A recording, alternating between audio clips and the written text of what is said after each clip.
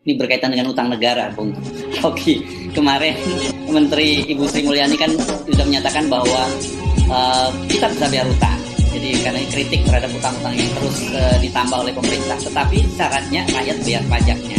Nah, ini kan sebenarnya dengan sama aja dengan ngomong bahwa ya gue nggak bisa bayar pajak karena memang faktanya pajak itu nggak batal lah, tidak memenuhi target lah gitu. Masuk ya. Ya. Kan kita mesti lihat dulu dasar hukum dan dasar filosofi dari pajak ini. Kalau dikatakan dalam tradisi menarik pajak, no taxation without representation.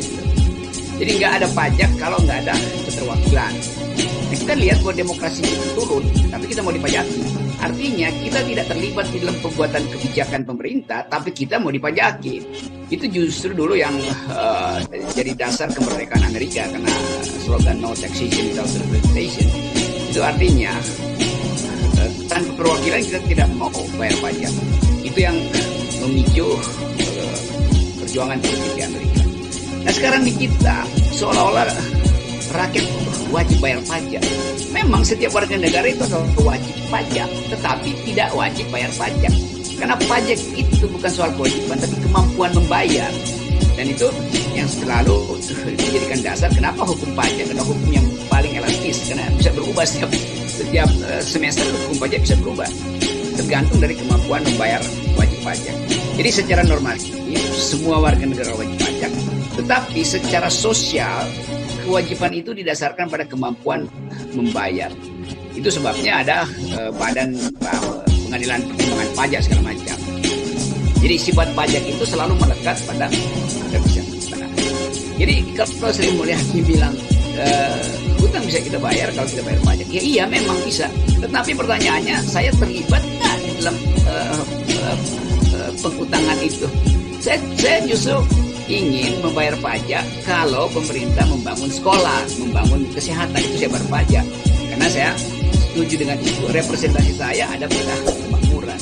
Kalau pemerintah berutang dan itu dibikin buat jalan tol, saya bilang saya nggak ikut ikutan, mau bertanggung jawab, saya nggak kasih izin kok. Jadi kita nggak kasih izin, dia bikin, lalu dia berutang gitu kan. Itu nggak ada hak kita untuk membayar. Itu yang disebut sebagai dulu odious debt. Jadi hutang yang disebabkan oleh kebijakan yang curang itu. Karena itu Malaysia dulu menolak membayar hutang pada Cina. Karena dianggap Perdana Menteri sebelumnya curang kok, ngapain rakyat pada pemerintahan baru yang harus bayar. Itu otaknya mesti begitu dong kekuasaan. Oke, yang tersirat ini kan kita jadi teringat kembali nih pidato pada pembukaan sidang tahunan DPR. Ketika Ketua BPK mengingatkan pemerintah bahwa BPK berdasarkan audit dan standar internasional mengkhawatirkan kemampuan pemerintah untuk membayar utang. Dan sekarang dengan pernyataan Sri Mulyani ini sebenarnya cuma ngomong if kan bahasa Sri Mulyani, jika gitu kan ya. Gua bisa bayar utang jika lu bayar pajak, kan sebenarnya begitu. Jadi if-nya itu sudah nggak terpenuhi kan gitu.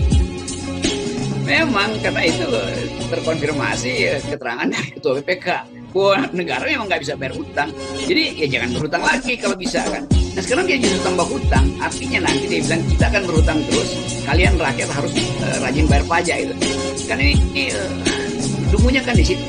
Tapi kalau kita mau bikin semacam oke lah kita anggap pemerintah lagi boleh kita cara sampai dengan tagih dulu. Kata Presiden Jokowi sampai sekarang dia belum cabut pernyataannya, dia punya 11.000 triliun. Jadi itu dulu dong. Kalau itu memang nggak ada, bilang dong nggak ada, supaya rakyat nggak merasa mau dikuras tabungan di bawah bantal, padahal dia di kantongnya punya 11 T itu kan. Itu kan uang negara tuh. Nah kalau dia nggak ada, baru tuntut berikutnya tuh. Kan ada utang BLBI udah ditagih belum? Oke, kalau dia nggak mampu juga, baru soal berikutnya. Kan ada tax amnesty, udah berhasil belum? Kenapa cuma 30% yang masuk? Jadi kalau semua itu udah ditagih, baru pada rakyat katakan bahwa kami gagal menagih oligarki, kami gagal mencairkan dana di bank-bank Swiss segala macam. Jadi rakyat tolong bantu. Itu namanya kejujuran. Jadi ini nggak jujur. Padahal sebetulnya orang tahu ya selalu ada uang kok. Kenapa nggak cetak uang aja tuh kan? Katanya mampu dengan cetak 1.200 triliun selesai problem tuh.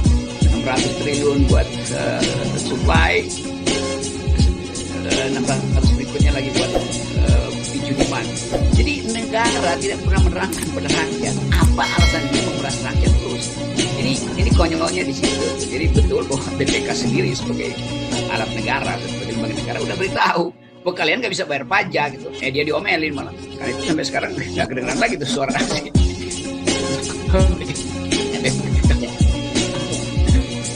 Saya selalu sering salah menyebut ini kalau BPK itu kepala ya karena dia badannya. Jadi memang setelah itu saya dengar sih memang ada rumor-rumor politik bagaimanapun juga kemudian pemerintah marah terhadap kepala BPK ini karena apa yang pernyataan kan menelanjangi kemauan pemerintah, padahal kan pemerintah ininya tetap tampil gagah di depan rakyat.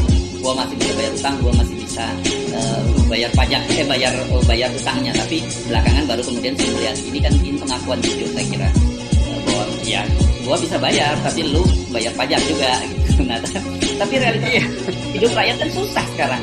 Bagaimana kita mau bayar pajak? Logikanya itu kan sebenarnya jika sederhana kan Bung Rocky. Kalau hidup gua susah, makanannya susah, moral di mana-mana, mereka sudah kelaparan, maka disuruh bayar pajak. Justru itu logikanya memang begitu dari awal. Lah pengusaha besar aja bikin PHK, dia juga nggak bisa bayar pajak gitu. Ngapain lagi ke rakyat kan?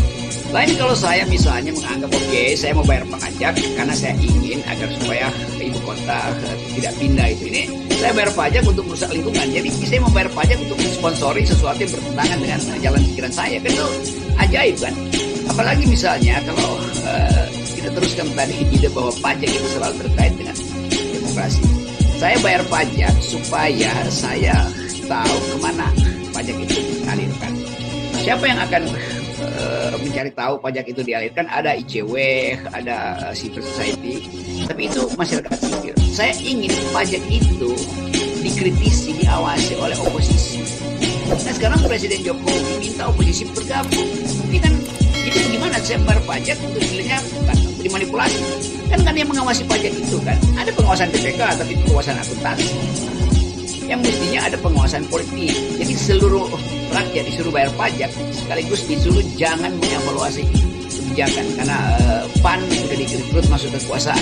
Padahal saya memilih PAN, asumsikan saya memilih PAN supaya PAN mengawasi cara rakyat, cara pemerintah nagih pajak. Sekarang PAN ada di kekuasaan.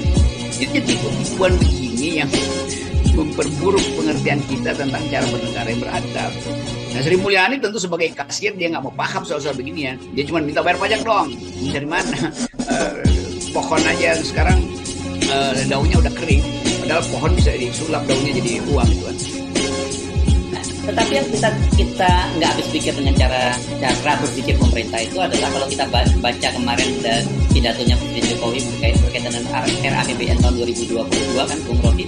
Di situ kan masih tetap ada alokasi untuk pembangunan jalan tol baru, bandara baru.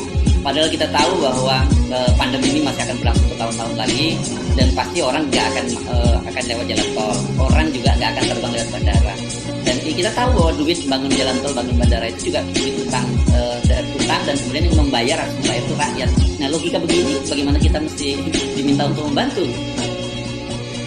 Sebetulnya nggak ada soal kita berhutang sebanyak-banyaknya. Luar negeri pasti juga kasih karena dia tahu Indonesia ini mampu membayar dengan resources, mampu membayar karena BUMN banyak. Jadi sebetulnya bunganya memang akan dibuat tinggi karena kita perlu. Karena itu kalau kita berhutang kita kena bunga yang tinggi. Tapi kemasuk akalan dari hutang itu tadi betul dihitung berdasarkan saya sebagai rakyat nyuruh presiden bangun jalan tol itu buat apa? Kalau saya tahu hasilnya maka saya mau berkorban untuk membayar pajak, mengganti uang yang dikeluarkan pemerintah karena itu bermanfaat bagi saya kan.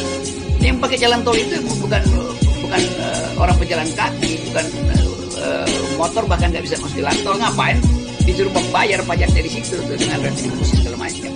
Jadi terlihat bahwa ada kepanikan, tapi pemerintah gengsi untuk bilang bahwa kami nggak mampu lagi sebetulnya membiayai pembangunan. Kalau nggak mampu biayai pembangunan, logikanya jangan membangun kan. Ditunda aja hal-hal. Tapi mungkin Presiden Jokowi menganggap bukan jalan tol supaya mayat dari Jawa Tengah bisa dikuburkan di Jawa Timur itu lewat jalan tol, korban-korban pandemi ini kan sebaliknya. Jadi cara kita melihat public policy, kan ilmu pertama dari public policy adalah lakukan public policy berbasis social policy. Ini yang nggak dihitung kan. Nah, social policy kita buruk. Soal kesehatan, jaminan beasiswa bahkan nggak bisa tuh. Banyak betul mahasiswa yang selama pandemi ini terancam DO karena nggak bisa bayar uang kuliah tuh. Mestinya itu yang diselamatkan, bukan anggaran tadi yang anggaran infrastruktur masih ada di dalam keadaan pandemi. Itu kan konyol.